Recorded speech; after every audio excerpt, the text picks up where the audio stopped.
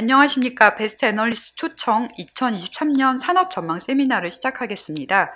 저는 애널리스트 김경민이고요. 반도체 업종에 대해서 말씀을 드리겠습니다. 오늘 발표 자료는 각자 도생과 오토모티브 시대라고 제가 정했습니다. 왜 그런지 조금 이따가 말씀을 드리겠습니다. 제 소개를 먼저 간단히 드리겠습니다. 저는 지금 한국거래소 산하기관 한국 IR 협의회 기업 리서치센터 애널리스트로 근무하고 있습니다. 올해 반도체 입문서를 발간을 했고요. 그동안 KB증권, 대신증권, 하나증권에서 기관 투자자분들 위주로 서비스를 하고 있다가 올해 한국 IR 협의회로 이직하면서 지금은 수많은 일반 투자자분들을 위해서 자료를 정성껏 쓰고 있습니다. 네, 반도체 업종의 첫 번째 핵심 키워드는 왜 각자 도생일까요? 지금 뭔가 역사를 뒤바꿔 놓는 흐름이 일어나고 있기 때문입니다. 현재 미국하고 중국은 기술 패권 경쟁을 정말 가시적으로 계속 진행을 하고 있습니다. 올해 10월에도 미국 상무부는 첨단 반도체 장비의 대중국 수출 제한 조치를 명문화를 했습니다. 원래 반도체 역사가 오래된 미국에서는 반도체 제조사들은 다 종합 반도체 제조사 형태로 성장을 했습니다. 특히 텍사스 인스트루먼트, 그 예전에 최초의 반도체 기업으로 알려진 페어차일드, 그리고 인텔 같은 기업들은 반도체를 설계하고 전공정도 하고 심지어 후공정도 직접 하는 그런 반도체 회사로 성장을 했다가요. PC 시대 그리고 스마트폰 시대에는 그 설계하는 기업들이 많이 성장했습니다. 그래서 AMD나 IBM 같은 기업들도 원래는 제조 라인이 있었지만 이런 부분들을 구조조정을 많이 했고요. 그리고 빅테크 기업으로 알려진 아마존이나 구글, 그리고 퀄컴이나 엔비디아 같은 기업들도 대부분 반도체 설계만 하는 패밀리스 형태로 발전했습니다. 그래서 반도체 설계하고 제조가 분리가 됐다가 최근에는 이 각자 도생 영향 때문에 미국 내의 반도체 공장이 다시 지어지고 있습니다. 그래서 반도체 역사를 오래 본 입장에서 생각해 보면 좀 역주행하고 있다라는 생각이 들고요. 다만 이런 것들이 저희 한국 중소형주에는 매우 긍정적인 상황이다라고 말씀드릴 수 있겠습니다. 그동안 대만에서 증설을 많이 했던 TSMC는 2020년 5월에 미국 증설을 발표를 했고요. 아시아에서 M&A를 많이 했던 마이크론은 이제 미국 뉴욕주에 증설하겠다고 발표했습니다. 인텔도 원래는 이제 그 2014년에서 2020년까지는 중국 시장에 많이 신경을 썼었는데요. 지금은 미국 내에서 아주 적극적으로 리쇼어링을 주도를 하고 있습니다. 특히 인텔은 2021년 2월에 CEO가 교체된 이후에 파운드리 사업에 집중적으로 투자를 하고 있습니다. 설비 투자가 많이 필요하기 때문에 반도체 밸류체인 상에 다양한 벤더가 필요하고요. 이러한 내용들은 소부장 기업에 긍정적입니다. 뿐만 아니라 차세대 반도체로 알려진 실리콘 카바이드 전력 반도체 이쪽도 팹리스 파운드리를 구분하지 않고 종합 반도체 기업, 즉 IDM 형태로 발전할 가능성이 높습니다. 이쪽 분야도 역시 설비 투자가 필요하고 다양한 벤더가 필요하고 그래서 국내 소부장 기업에 긍정적이다라고 말씀드릴 수 있겠습니다. 지금 보면 사실 반도체 겨울이라는 말씀들을 많이 하세요. 그런데 실적은 매우 차별화가 되고 있습니다. 특히 지금 나타나는 양상들이 2019년하고 많이 다릅니다. 2019년에는 미국 상무부의 화웨이 제재가 있었고요. 이때는 놀랍게도 미국의 반도체 회사들 또는 미국 매출 비중 높은 회사들이 직접적인 피해를 입었습니다. 그래서 TSMC나 퀄컴, 텍사스 인스트루먼트 같은 기업들이 매 분기마다 실적 발표할 때 우리 전체 매출 중에 화웨이 또는 하이실리콘의 매출 기여도가 얼마입니다. 이것은 점점점 줄어들고 있습니다. 이런 이야기를 많이 했습니다. 그런데 지금은 어떤 상황일까요? 미국 상무부가 분명히 강력한 제재 조치를 또 계속 확대하고 있는 상황인데 실제 이런 제재 조치들이 확대될 때는 관련 기업 주가가 단기적으로는 빠졌습니다. 그런데 이번에 실적 발표를 보면 실제 실적 영향은 별로 없는 것 같습니다. 엔비디아 같은 경우가 대표적인 케이스였는데요. 조금 성능이 떨어지는 대체품 수출로 이를 극복을 했습니다. 그리고 어플라이드 머티리얼즈야말로 매출 비중이 중국향으로 매우 높기 때문에 무조건 피해주다라고 알려져 있었는데 이쪽은 지금 실적 가이던스가 서프라이즈 수준이었고요. 어플라이드 머티리얼즈보다 몇 주 먼저 실적을 발표했던 경쟁사 램리서치도 역시 실적 가이던스는 서프라이즈 수준이었습니다. 그래서 무역 분쟁 영향이 계속 나타나곤 있는데 2019년에는 일방적으로 굉장히 피해를 보는 기업들이 많았는데 지금은 미국 내에서 중국 매출 비중이 높은 기업들도 뭔가 나름 대응 마련을 하면서 실적이 잘 나오고 있다라는 것이 최근에 좀 차별화된 양상들입니다. 네, 오늘 말씀드린 내용들 좀 정리해 보겠습니다. 각자도생이라는 키워드 계속 말씀을 드리고요. 일단 중소형주부터 말씀을 풀어나갈 텐데, 반도체 대형주들 주가에 대한 저희 생각, 그리고 최근에 삼성전자 인위적 감산 관련돼서 질문이 많습니다. 이런 감산을 통해서도 저희가 수혜주 아이디어를 도출할 수 있고요. 그리고 잠깐 시각을 옮겨서 대만은 현재 지금 어떻게 되고 있는지, 그리고 조금 더 먼 미래를 내다봤을 때 어떤 테마들이 반도체 업종 내에서 주목을 받을 것인지, 그리고 마지막으로는 올해 IPO했던 기업들의 그 경쟁률을 저희가 한번 보면서 앞으로 그 IPO 기업들한테 좀 더 유리한 키워드는 무엇인가를 살펴보겠습니다.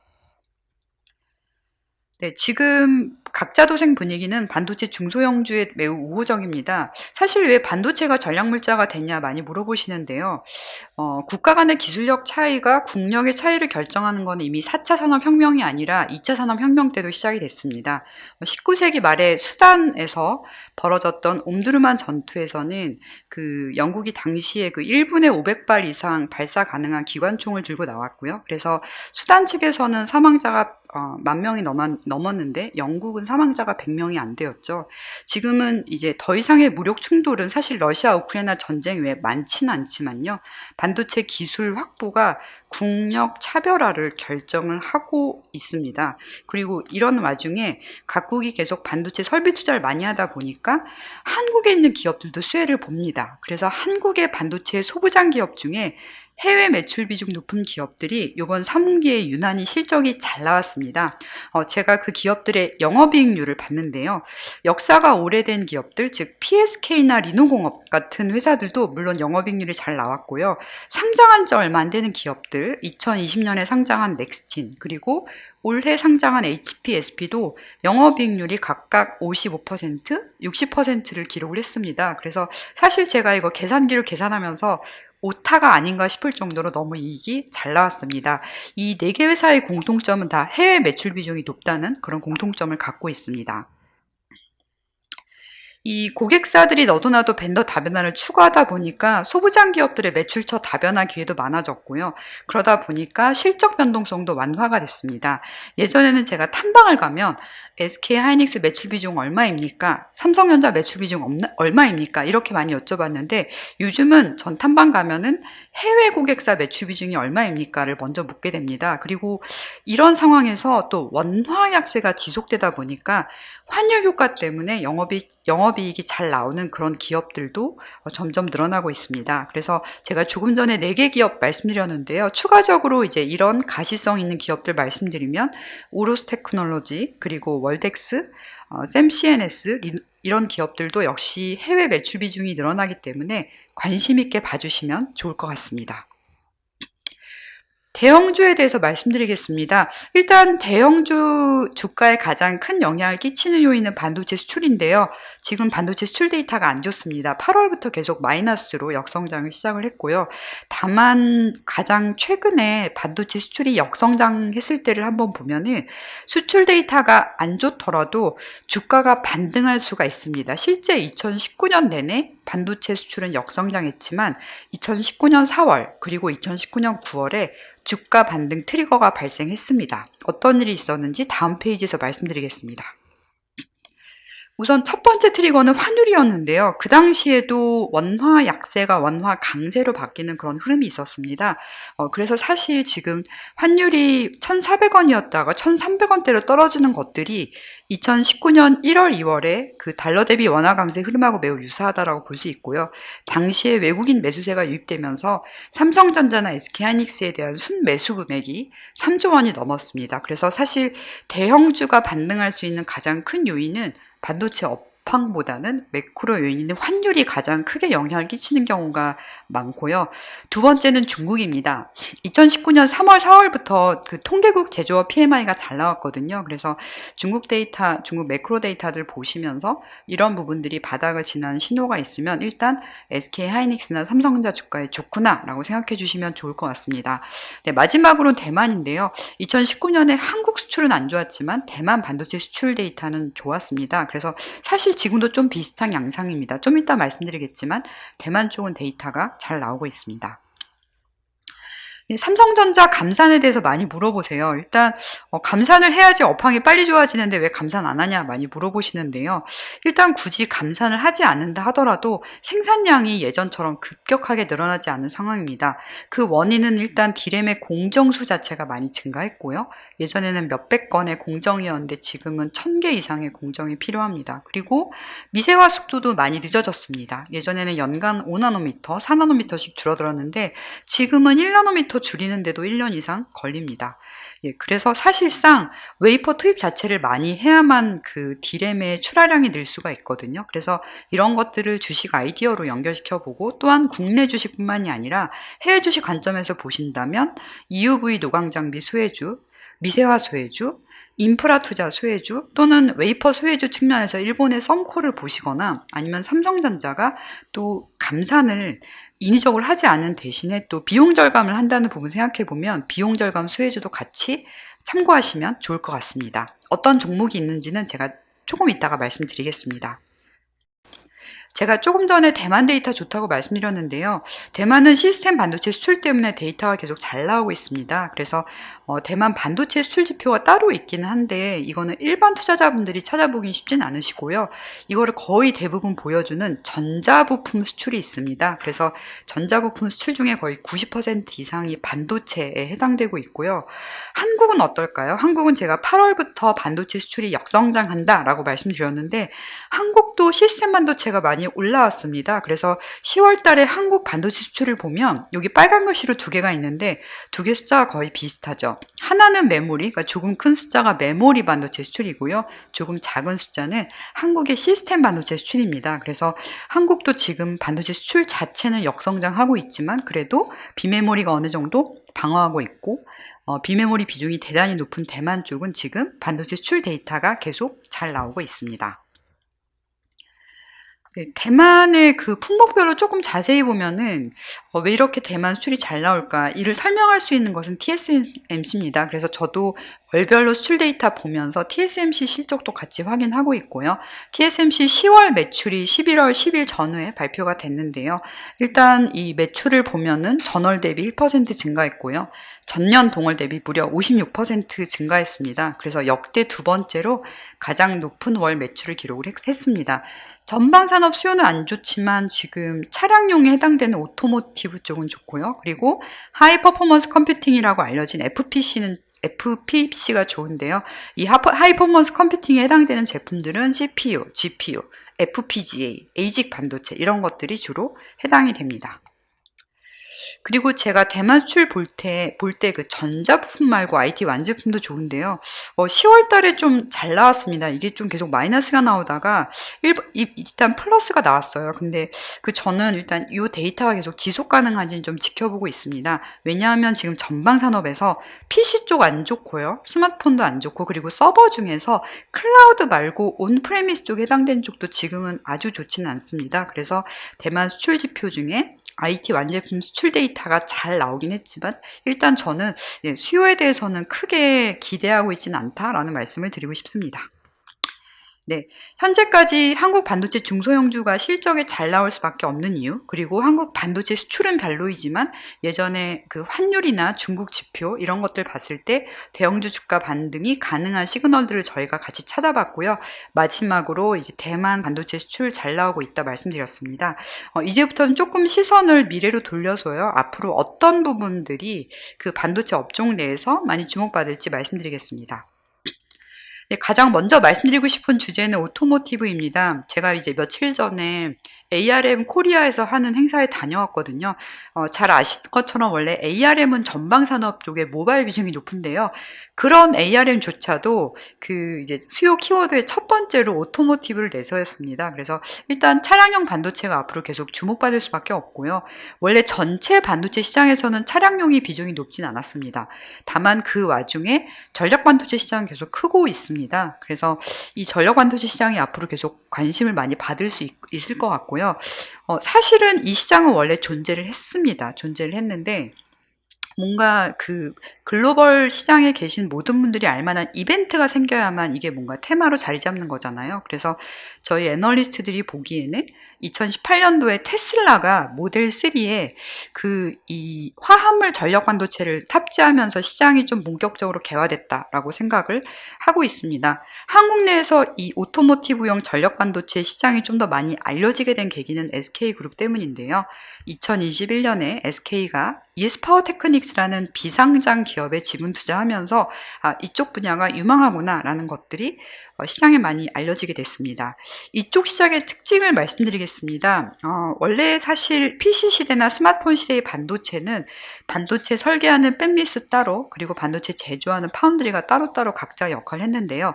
전력 반도체 시장은 그렇지 않습니다. 이쪽은 종합 반도체 기업들이 공급망을 지배하고 있고요. 그래서 미국 내에서 전력 반도체 시장의 주요 플레이어는 울프스피드 또는 페어차일드로 알려진 온세미컨덕터가 해당이 되고요. 제가 지금 재직하고 있는 한국 IR 협의회에서도 이 전력 반도체 관련된 기업들 자료를 저희가 하나씩 쓰고 있습니다. 그래서 가장 최근에 썼던 회사는 아모텍인데요. 아모텍은 반도체 기업은 아니고 수송 부품을 만들지만 기본적으로 아모텍 부품이 많이 쓰이는 환경이 그 전력 반도체 쓰이는 환경하고 점점 유사한 고전압 환경 그리고 고온 환경에 이제 맞춤형으로 제품이 나오고 있기 때문에 광범위하게 보면 이런 환경 변화 수혜주다라고 생각해서 제가 차량의 전장화 고전압, 고온 환경 변화 수혜주다라고 해서 지난 9월 초에 자료를 발간했으니 참고 부탁드리겠습니다. 네, 좀 전에 제가 그 화합물 전력 반도체 말씀드렸고요. 또 메모리 내에서 뭔가 테마를 형성할 수 있는 후보군은 하이-K 쪽 물질, 그 다음에 ALD 증착입니다. 하이-K는 유전율이 높은 물질을 의미를 하고요. 원래 이제 D램 쪽에서 점점 더 많이 쓰이고 있다라고 생각하실 수 있겠습니다. 그 한국의 반도체 소부장 기업 중에 하이-K 관련주는 주로 하이-K 케미칼을 만드는 기업 또는 ALD 증착 장비를 만드는 기업인데요. 이제 역사를 좀 보면은 원래 한 10년 훨씬 더 전에 삼성전자가 비메모리 쪽에서 하이-K 메탈 게이트 공정을 적용했습니다. 원래 이 기술의 원조는 인텔로 알려져 있고요. 이후에 이제 양산에 크게 적용한 거는 삼성전자와 TSMC입니다. 그래서 하이-K 메탈 게이트가 비메모리 쪽에서 쓰이다가 최근에는 D램에 쓰이기 시작합니다. 그래서 2021년 3월에는 삼성전자가 하이-K 메탈 게이트 공정을 적용한 고용량 그 DDR5 메모리를 개발했다라고 뉴스룸에서 발표를 했고요. 얼마 전에 SK하이닉스가 이제 모바일 D램에 하이-K 메탈 게이트 공정을 적용했다라고 발표를 했습니다. 그래서 이제 결론적으로는 원래 이제 하이-K 메탈 게이트 자체가 이제 비메모리 쪽에서 쓰이던 이제 그 물질과 어떤 공정을 의미하는 것인데 지금 한국 내에서도 하이-K 메탈 게이트 수혜주들이 늘어나고 있다라고 말씀드릴 수 있고요. 원래 한국 내에서 하이-K 수혜주는 대부분 하이-K 캡 공정에 들어가는 기업들이었는데 이제 이런 기업들도 하이-K 메탈 게이트 쪽으로 익스포저가 늘어나고 있다라고 생각하시면 좋을 것 같습니다. 저희가 최근에 발간했던 기업 중에 하이-K 수혜주에 해당되는 기업은 지오 엘리먼트 그리고 DNF 관심 있게 봐주시면 좋을 것 같습니다. 예, 그리고 마지막으로 말씀드리고 싶은 그 반도체 쪽의 큰 테마는 비용 절감입니다. 사실 비용 절감이란 단어를 말씀드리면 뭔가 안 좋은 것 같다는 느낌 들잖아요. 근데 최근에 미국의 IT 기업들도 비용 절감을 매우 강력하게 말을 합니다. 그래서 엔비디아 같은 경우도 앞으로 이제 향후 몇 개 분기 동안 그 영업 원가 자체를 플랫하게 유지하겠다라고 얘기를 했고요. 그리고 그저께 실적 발표했던 PC 회사들, 델 테크놀로지스하고 그다음에 HP 컴퓨터가 둘 다 비용 절감에 대해서 아주 대대적으로 언급을 했습니다. 그래서 지금은 삼성전자뿐만이 아니라 미국의 IT 기업들도 비용 절감에 굉장히 신경을 많이 쓰고 있는데요. 비용 절감한다고 해서 공장을 멈추는 것들이 아니라 가성비 좋은 부품들 또는 그 한국 소재 부품들을 많이 사용합니다. 그래서 그런 관점에서 저희가 수혜주로 월덱스, DNF 그리고 오로스 테크놀로지 관련된 자료를 발간했고요. 사실 관련된 기업들이 많잖아요. 그래서 각 기업들 자료를 저희 홈페이지 자료 게시판에서 찾아보시면 그 동종업종의 다른 기업들, 즉 월덱스하고 비슷한 KNJ나 BCNC 관련된 내용들도 월덱스 기업 자료 안에 들어가 있고요. DNF 발간 자료 안에도 보시면 다른 프리커서 기업들, 덕산 테코피아나 영창케미칼 또는 레이크 머티리얼즈 관련된 내용을 보실 수가 있고요.